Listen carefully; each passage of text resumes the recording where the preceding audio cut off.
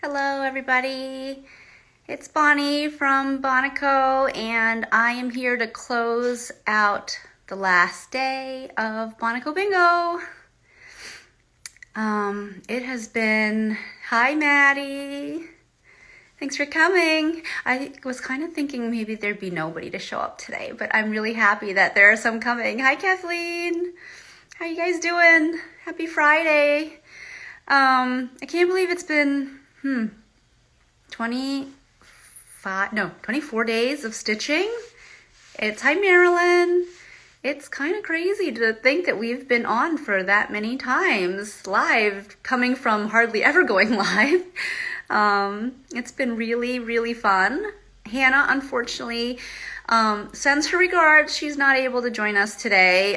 She had an appointment come up that she needs to make and is not going to be done in time. So yesterday, Melissa had asked if we could show some examples of what to do with the, oh, we're going to miss you too, Marilyn, what to do with the sampler when you're done.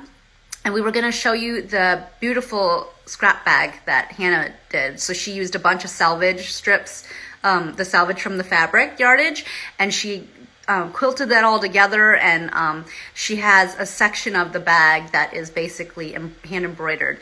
But we have a post of that bag in our feed. So hi Skooks, congrats again. So Skooks was our winner last night for our postage stamp bingo. You can find it in our feed. We can also post a picture of the bag that Hannah was hoping to show you today, but she's not going to be able to. So we can put a post in our stories so you can find it easily.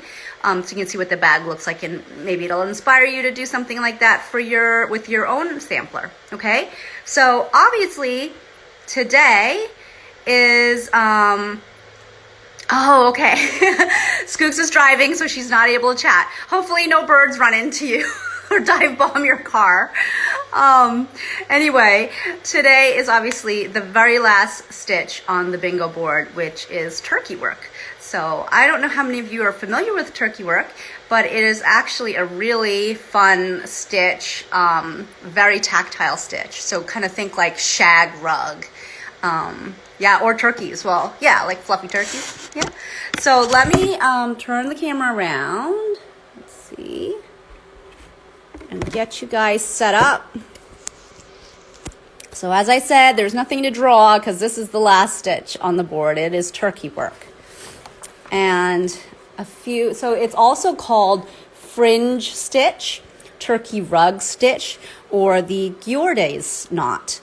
So as you can tell from the way it looks, that's why I was saying think shag rug or fringe stitch. It is a very fluffy, fun stitch. Great for like if you're doing moss. This is a beautiful one for moss. Or like animals with fur, that kind of thing. So a lot of fun things to do with this one. Flowers even. Oh, Kathleen meant don't hit any turkeys while driving. Okay. Yes, Skooks, definitely don't hit any turkeys while driving. When I go up to New Hampshire to visit my family, there's always this whole family of turkeys that loves to cross the street right when we are trying to get to my brother's house. And there must be 7 of them. And they just stand there in the middle of the road. They don't even move as you're trying to drive by. But anyway, that reminded me of that. So let's see, design tips for turkey work. So in here on Hannah's, it's in a spot that's all one color. On this sample that I did, it has a few colors. And so what you can do is meet the two, like where the two colors meet, you can change it. The only thing I would say about that is if you do have it in a multicolored box. Hi Laura, we're doing turkey work today.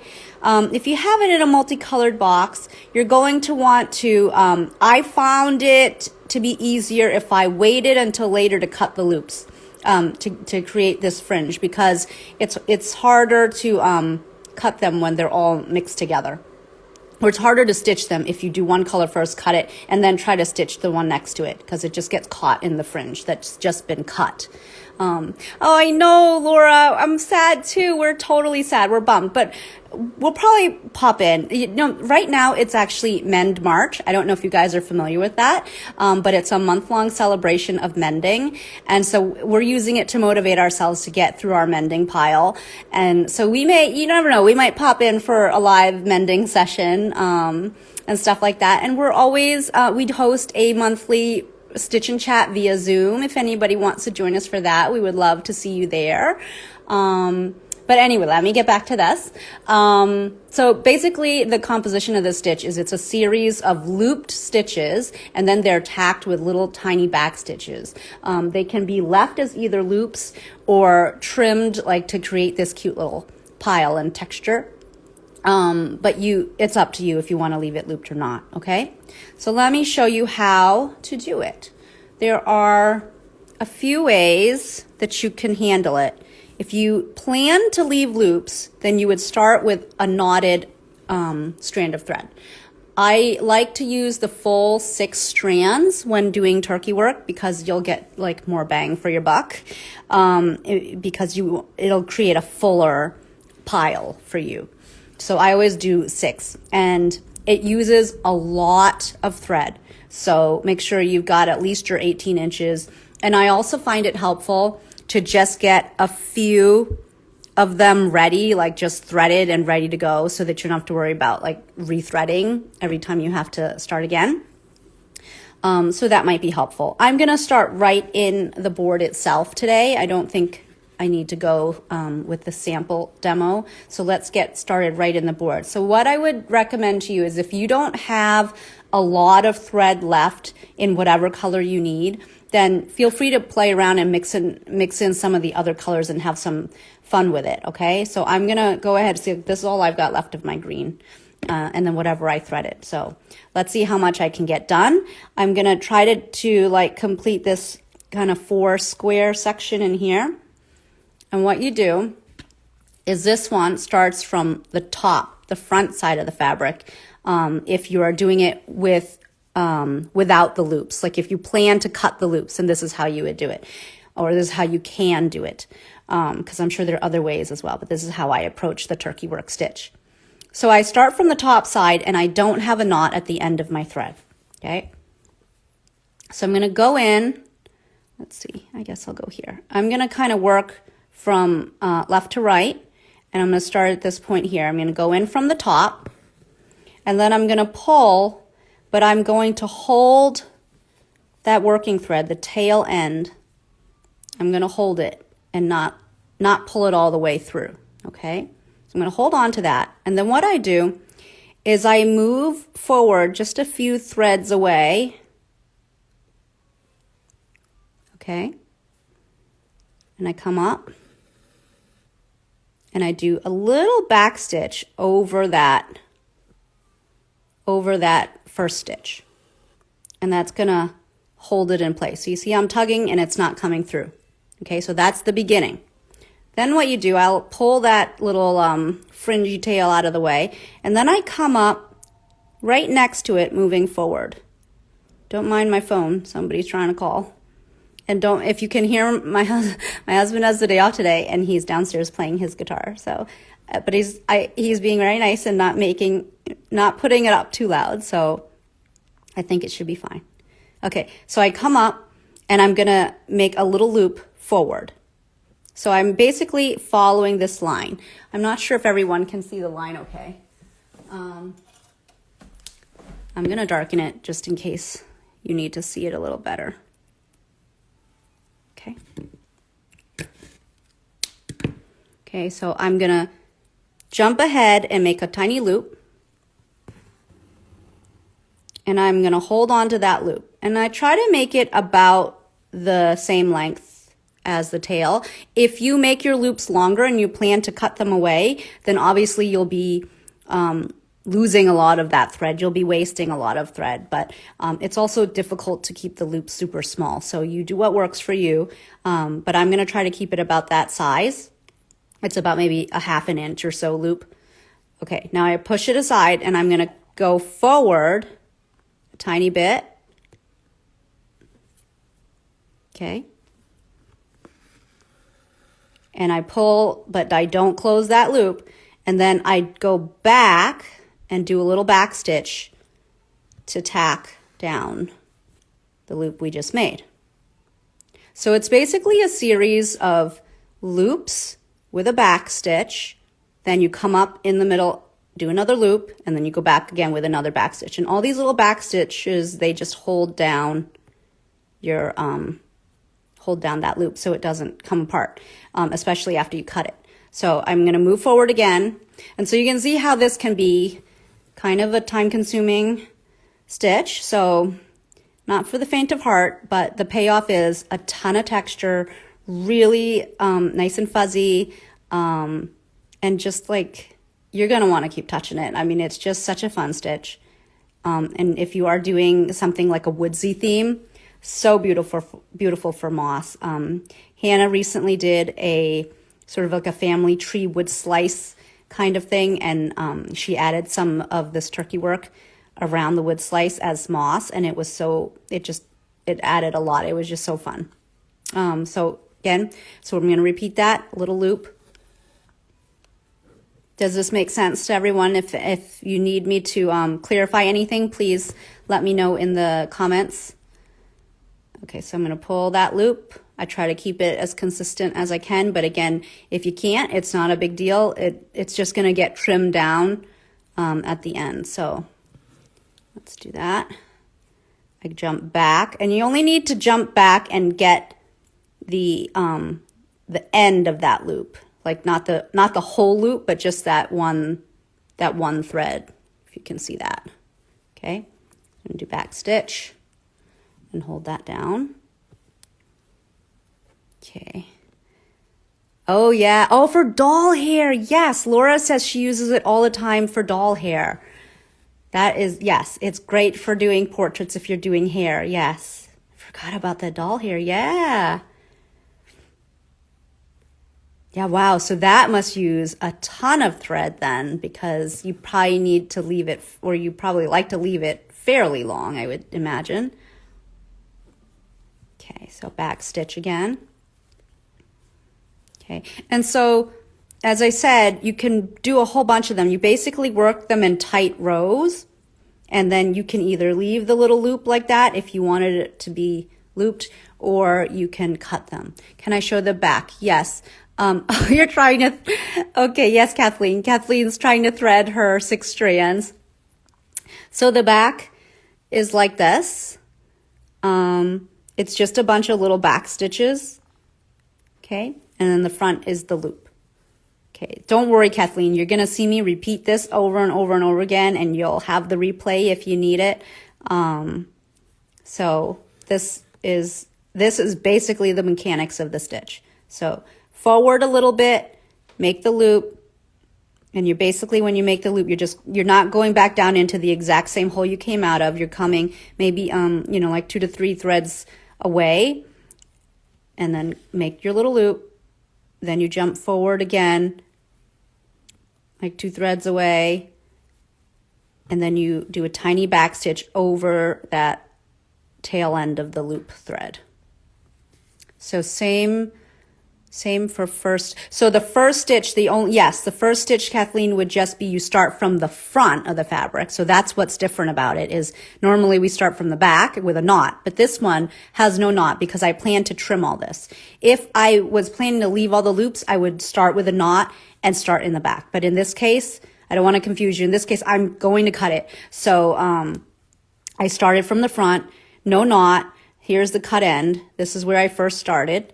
And I went down to the back, and then I came up a few stitches, like a few threads away from it, and then I did a little teeny tiny back stitch over this little tail, and that will hold it in place. And then you come up next, you move yourself right of that first thread, and you come up and start making your loops. So loop, back stitch, loop, back stitch, loop, back stitch, on and on and on until you fill the area you want. And you basically can work in rows.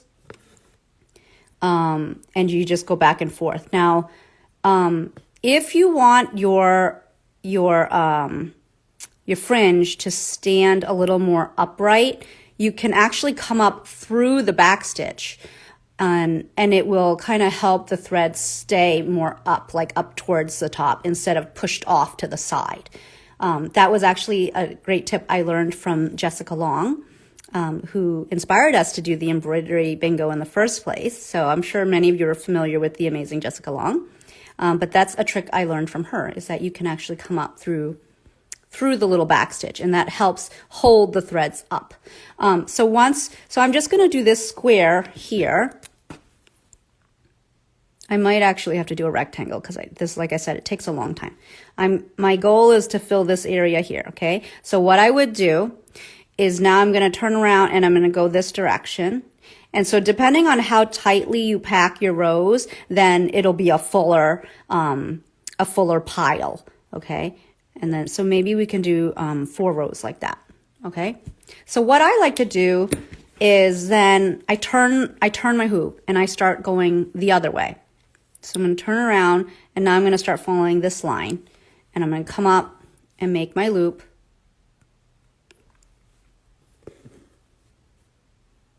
Okay. And then I go, again, I jump forward from that end loop thread, and then I do a teeny tiny back stitch. And so what I meant before about coming up through the back stitch instead of above it is if you wanted to stand a little straighter up, then I can just split that back stitch the next time I come up. And it's probably a really subtle difference, but Jessica Long says it works very well for that. So I believe her for sure. She knows what she's talking about. Okay, so up, down to tack, and then you can come up again through that back stitch and jump forward.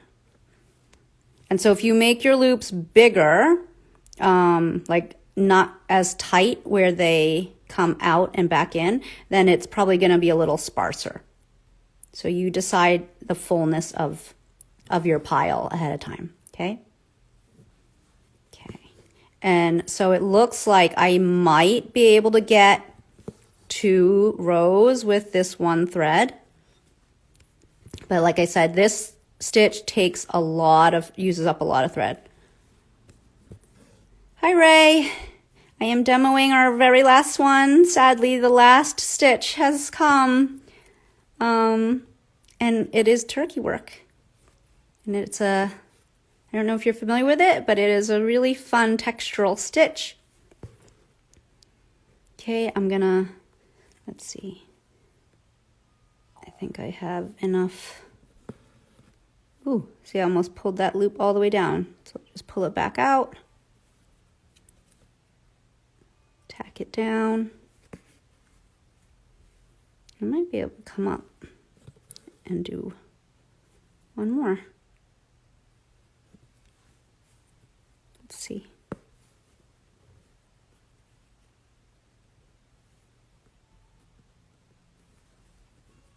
Okay. All right, back down. All right, so you see you have these 2 rows of loops, and then you can kind of push them back together. And so when you finish them, when you do them as a whole little grouping, you'll be able to cut it. You cut all the little loops down, and then you give it a haircut. So let me tie this off in the back.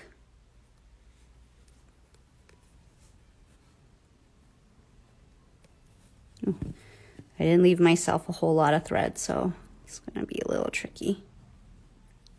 Okay. And that's not the prettiest knot, but whatever. It's all right. Okay. I want to try to get the other 2 rows because it's not as exciting when you only see it in the tiny, tiny little puff like this. So oh, you know what? Why don't we change colors? Let's see. I will show you if you were not planning to cut it or if you just wanted to start it from the back. is you can still do that. So I'm going to use now a yellow strand. It's also 6 full strands. And then I'm going to push this out of the way. So if you were to change colors, you wanted them next to each other. So the way it is like this here, where the green and the purple meet, then again, I would wait to cut the loops until you're done stitching at least where the two meet, okay? So I'm going to push these green loops out of the way before I come in with the yellow. So if you started with a knot and you want to start with just one loop, then you knot it, you come from the back. So this is the other way to do it. And then pull your little loop. And so this is the part that gets a little bit like annoying if you're changing colors next to each other. You got to keep those other loops out of the way so you don't pull on them. Okay. Then I'm going to jump forward a little bit.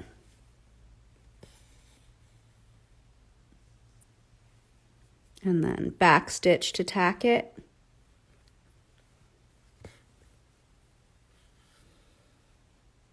Okay.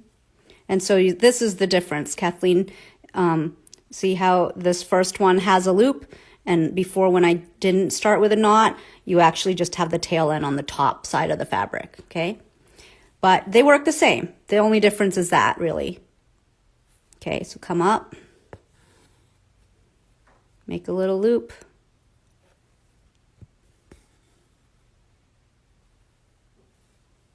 forward slightly,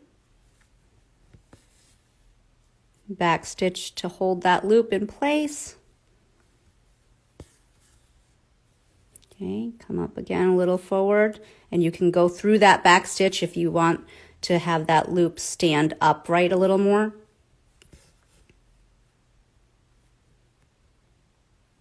Okay, forward a little bit, back stitch to tack it.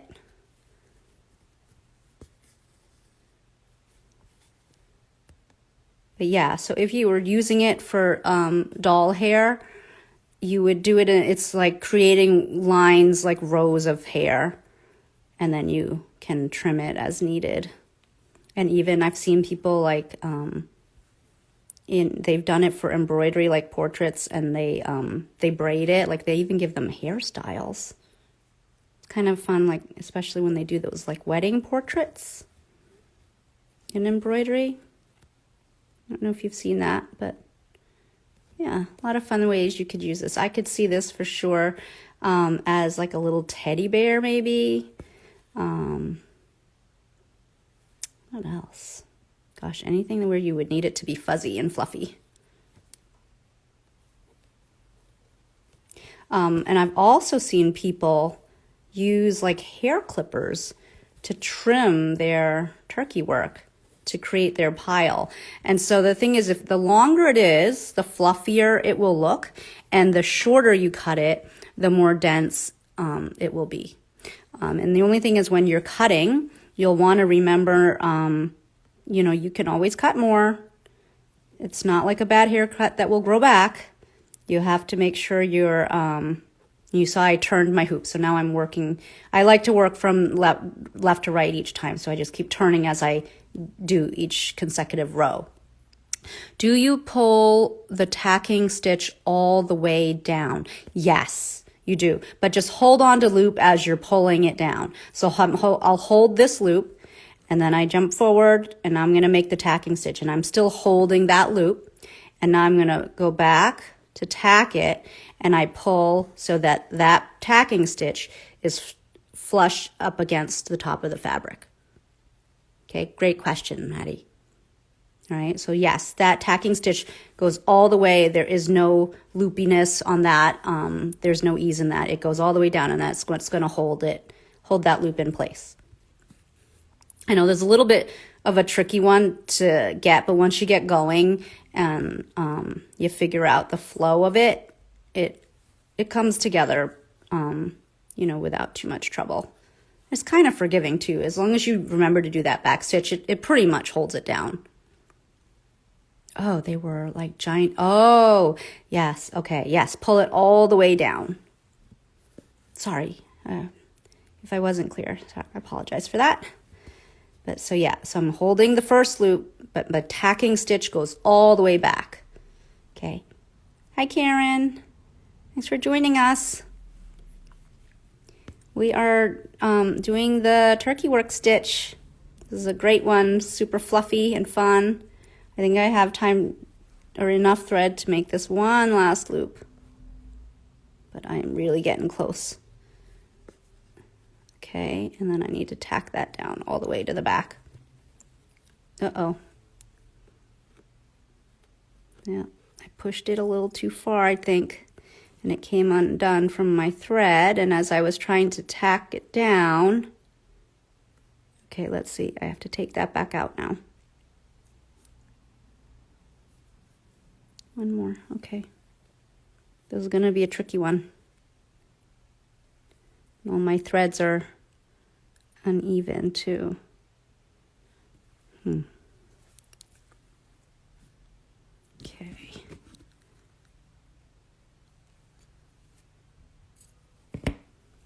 Let's see if I can get this to get tacked down.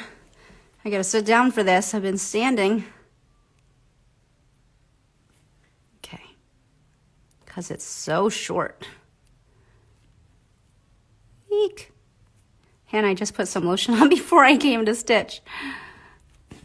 Okay.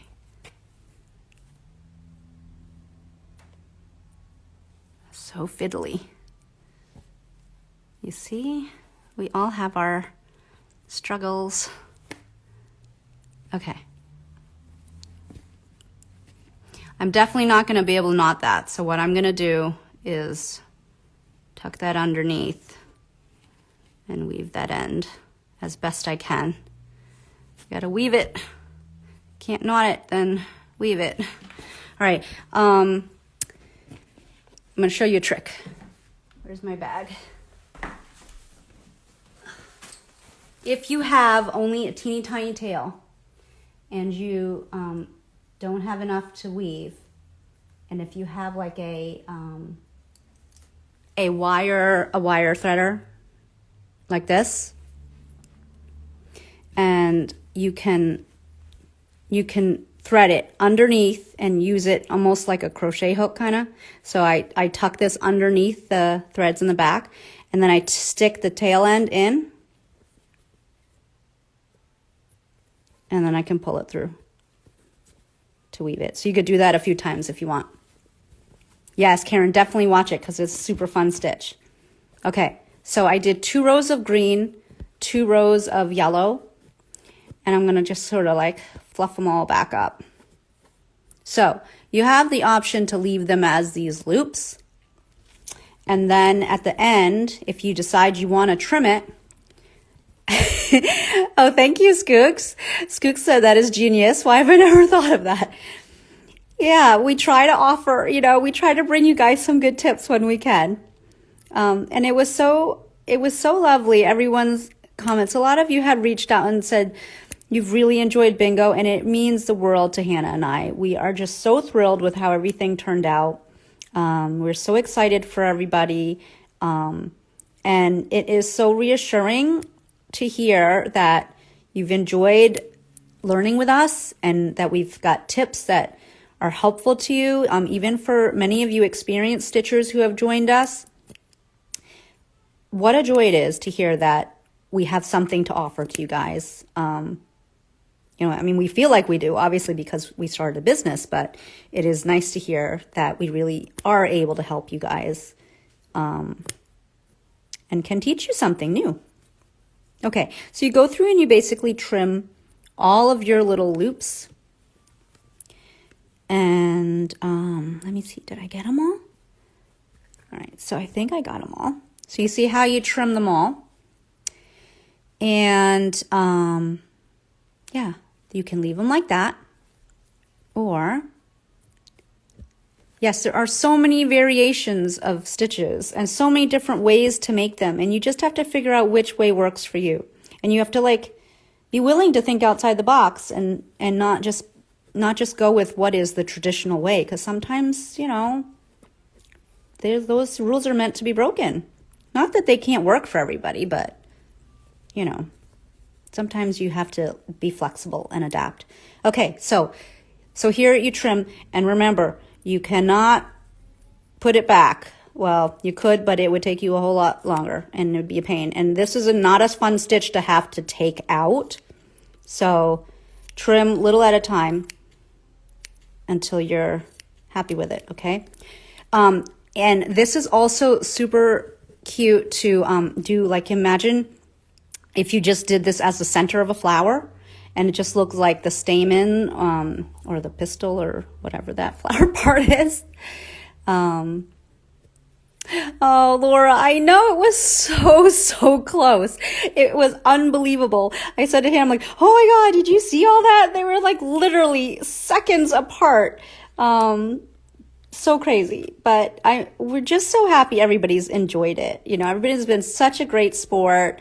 And just so fun and supportive. We've just loved seeing everyone's stitches. Oh God, I think I need like some tape to clean up this mess, but you see how it's so nice and fluffy, like a pom-pom. I wonder if they call this the pom-pom stitch too. Maybe. Well, we've been in the habit of making up new names throughout bingo, so you know, pom-pom stitch now.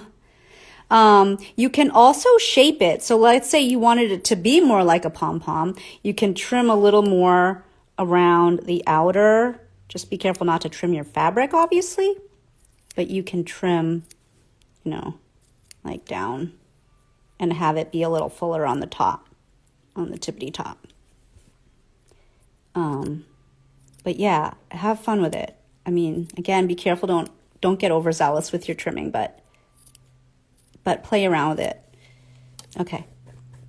Oh my gosh, what a mess. What a mess, but it's a fun mess. So it's all good. Okay, tap, tap, tap. Let's get rid of all that. Okay. Oh, that's a bad haircut. But look how cute that is. And so picture this as green and moss. Is that not the most adorable thing? So that is turkey work. And that basically concludes bingo, BonnaH Co Bingo for us. This is our last day. Oh my God, I can't believe it. But yeah, so I would turn the camera around, but I'm actually a little bit teary, which is silly, but yeah, I'm not camera ready right now. But anyways, I'll talk with my hands. Hannah and I are just so thrilled you guys have joined us. Thank you so much. It has been so much fun. Yes, I will definitely say hi to Hannah for you because unfortunately Hannah cannot be here today. But yeah, if you guys please finish your bingo card if you are so inclined. Finish stitching all your boxes, catch up, and you have the whole rest of the month to do that. And then take a picture and send it to us. You can either message it to us, email it to us, text it to us, whatever, however you want to get it to us. Or if those of you who are following along and adding to our Google album, put it in there so that we know you finished it. And then all your names will go into the raffle for the grand prize. And we will announce that on April 1st. So keep an eye out for that. And please don't be strangers. We love to, those of you that have public accounts, we've certainly followed you and having fun seeing your wonderful creations and your creativity. And so, you know, we'll be doing a lot of mending this month, but we'll also be we'll be releasing in April also our next kit. So we're excited to share that with you, and we'll probably be dropping some sneak peeks of that throughout the month. But this is Mend March, as I said. So we're going to be busy trying to get through our mending piles and, doing what we can do for the earth and just trying to minimize textile waste and stuff. So, and being able to love our clothes and breathe new life into them. So anyway, thank you so much, everybody. We love you. We've had so much fun. So it doesn't have a bunny. There was a bunny because we were trying to think of some springtime vibes, but it is not a bunny. It is still a bit of a surprise. You do know it is a floral inspired kit. Hannah's been trying to get me to design something floral since forever. And finally, we're sitting down and we're doing it. So we will add a little BonnaH Co twist to it and add a little whimsy. And you will soon find out what that is. But thank you everyone for joining us. Take care. Have a wonderful weekend. And please continue to post us your pics and stuff, and send everything in by the end of March so that you can be entered for the raffle. And congratulations again to all the winners. We will, Skooks, you'll be getting your prize soon. Hannah will be sending you something. So thank you again. All right. Bye, everybody.